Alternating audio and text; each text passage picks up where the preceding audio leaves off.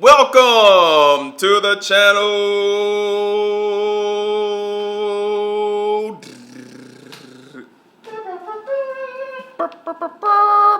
RxFit. People try to lend a hand, but they can't help. You gotta pick and choose. We are wearing different shoes. Be a bigger you. Go and get it, never hands out. All right, welcome back to another episode of RxFit Tips. I'm Benny Oliver, your host. I'm a three-time All-American, shot putter, collegiate athlete, whatever you want to call it. Super awesome bro dude.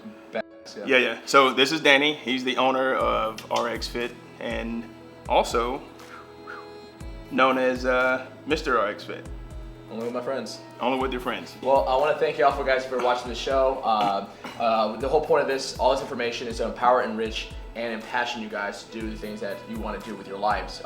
We all know that fitness makes a massive impact in your life. Health, nutrition, the way you think, the way you feel. So take that with a grain of salt. That's why we're doing this, and try to pull those examples out as we talk about them to make sure they're applicable to your lives. If they're not applicable, don't pay attention. So today we're going to be talking about giving your workouts the cold shoulder. Now, that doesn't mean ignoring your workouts. I mean, sometimes it could mean that. That's what it sounds like. Yeah, it does. But what I'm talking about is, I know a lot of times I've seen after many sporting events, you see players come in, from the locker room, off the sideline, or where they're being interviewed after games. They have ice on their shoulder or on their leg or something. I remember we used to have to take ice baths. I never really knew why when I was in sports. You see a lot of people applying ice or cold therapy. They even have the cold therapy now where you can go in and just be frozen. Crowd therapy. Yeah. So, dude, should everybody be applying cold to their bodies after a workout, or what are some of the benefits of this? Yeah, and if so, why, right? Yeah, why? Well, as you know, when I get up in the morning, the first thing I do is take a cold shower. And what I'm about to talk about today applies directly to that. So, I'm a big advocate for cold water therapy or cold water thermogenesis, or however you want to talk about it. Just standing outside in the cold, I love it all. Right? Yeah. But most of what I talk about today is strictly with water. All right. There's a big difference because you have to make a lot more energy when you're in a viscous substance like water as opposed to air. So just anecdotally speaking, remember when Michael Phelps, they were like, why does he eat 12,000 calories a day? What the hell? How often is he really working out? Oh, yeah. And they found out it wasn't so much about how often he worked out, but more he was just in water all the time. So the very fact, even if you're the same temperature but water versus air, your body has to burn a lot more energy to maintain body heat at that same water. So just throw that out there. And it's actually one of the first things. A lot of my research, by the way, let you guys know today, comes from the National Institute of Health. They actually have a research paper where they kind of aggregated all this knowledge on cold water therapies and then brought it together into one paper. So that's why there are effects just being in water before we get to the cold part, like I was mentioning, when it's just like 90 degrees Fahrenheit, things we did the study on. And people's heart rate lowered by 15%, and their systolic blood pressure and their diastolic blood pressure lowered by 11 to 12%. And what that is the blood pressure, there's like the over number and the under, that's what systolic versus diastolic. Okay. So, and blood pressure and cortisol were all reduced. So, people were like, who is it? Ariana Huffington.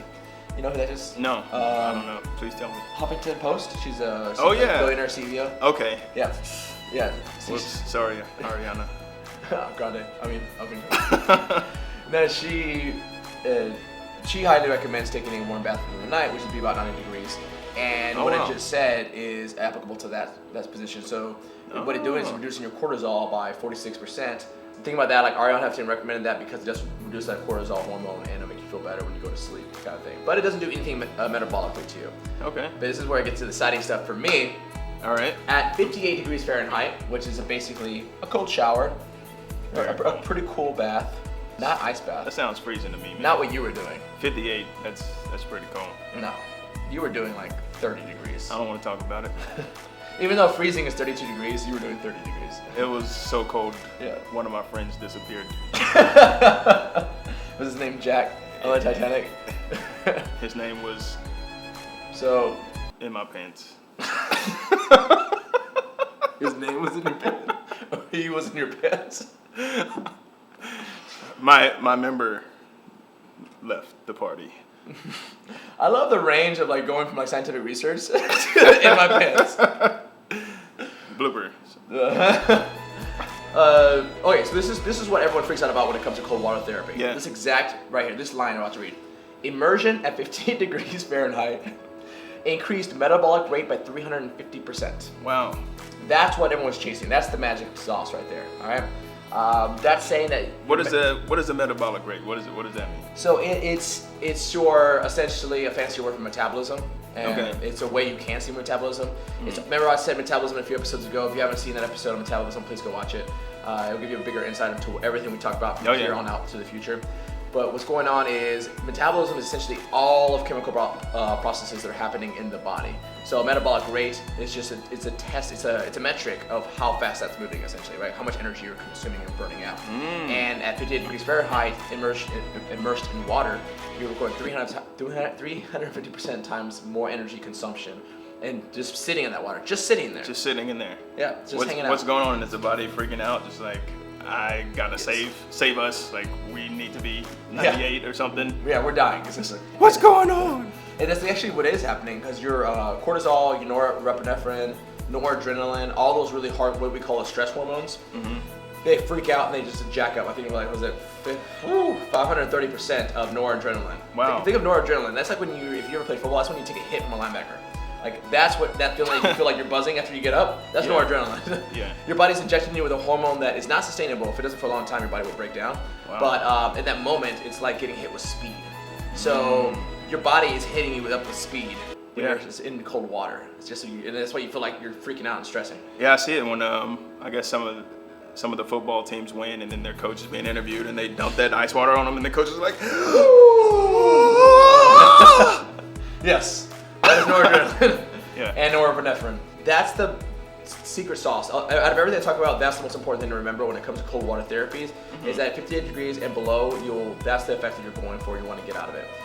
Immediate effects, and that's what everyone cares about. You want those immediate effects. Yeah. There's many more effects long term throughout your lifespan you're going to get from doing these kind of things like this and saunas and other things that test your nervous system. But we will get into a little bit of that. But for swimmers out there, I would pull up some information on swimmers. And regular winter swimming significantly decreases tension, fatigue, memory, and mood. It relieves pain from those who suffer rheumatoid arthritis, fibromyalgia, and asthma, and improves the general well-being in swimmers. So this is a study that I love reading because it reminds me of all the people when I go to our Barton Springs pool out here. Yeah. You see you remember those old people out there? Every morning out there. going out Every there. morning just going at it. And that's about 58 degrees, if not lower, honestly. It's really cold. So they do that every day, it's year-round, and they look fantastic. Some of those guys are mean. Yeah, there was like a guy. 70. Yeah, I thought he was younger than me, and he said he was like 112. It's just an old man who's just I know that guy. young old man, young old Jimmy is what we call Benjamin him. Button. Yeah. I remember that guy. He's a swimmer. Real true story. He hangs out with us. Yeah. That's what we had the movie on. These other effects, again, this is all well-being. So right now I'm just kind of hitting on points that are about your current well-being. And you might have heard this. If you haven't, this is huge for people who have been depressed. We have are sad constantly, or if you live in Washington and specifically in Seattle, and you have seasonal affectiveness disorder because you're not getting that much sun because of the clouds are always out, and you're in Alaska and you have 6 months of darkness. Yeah. You get seasonal affectiveness disorder, and it leads into depression. Well, cold water therapy is actually shock your sensory cortex and back into like a normal hormonal zone, essentially. That's the way to think about that. It is very effective. They do it with people who are actually depressed, like medically depressed, and it makes them feel a lot better. Anecdotally speaking, there's this tech entrepreneur named Kevin Rose, and I remember I was listening to an episode with him, and he was playing with ice baths for a while, and his wife would say, "It's like, man, I love when you're doing this stuff because you have so much energy and you bring me flowers like twice a week." Because he's just so pumped up, like it makes him so happy, like outside of being a ice bath, of course, that he just like wants to make everyone else happy around him. And I know that feeling because when I did ice baths for a while, I had that like overwhelming, like I had so much energy in my body, I didn't know what to do with it. So I was just like running around in circles, it felt like. So that was just... Man, that's crazy. Yeah. Isn't it intense? Like, Yeah, so I kind of want to do that now. So, but that goes back to our first comment when we talked about metabolic rate increased by 350%. Yeah. I mean, like you're just burning energy at an insane rate, and you can actually get really, really lean and lose a lot of fat because of that, right? Oh wow, okay. Yeah. Now, that being said, of course, your body's going to trigger your hunger hormone to be like, dude, you need to eat because you just burned an insane amount of calories way too fast. Same thing with norepinephrine and noradrenaline. After a football game or no track meet for you, where you're just like starving. I was just eating all the time. I was a thrower, so I was never starving because I was always eating. Oh, okay. Yeah. Well, for me, I was a powerlifter. and you couldn't eat before weigh-in, and weigh-in was right before you did your competition. Oh, So yeah. you're more hungry than you ever thought you could possibly be hungry in your life, and that's because for hours I was spiked with norepinephrine, noradrenaline, cortisol, and I was lifting hardcore. So like those hormones are spiked up when you do anything competitive or intense, or if you're a fighter or something like that. Like those hormones really spiked, and then that's when you're so freaking hungry. That's a good thing to be mindful of too, knowing that the hunger is going to come. Yes. Yeah. Exactly. Because you get ahead of it, easily right? get out of control. Yeah.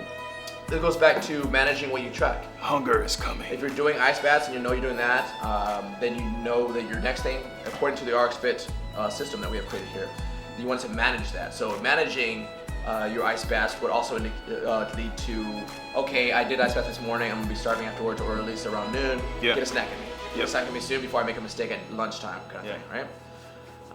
So keep that in mind. And the last thing I want to cover when it comes to my nerd mode science here is the immune system. Forward, they're telling me I am a better me. I don't know why, but I fly on my own. Now I'm building up. I don't think I'm coming down.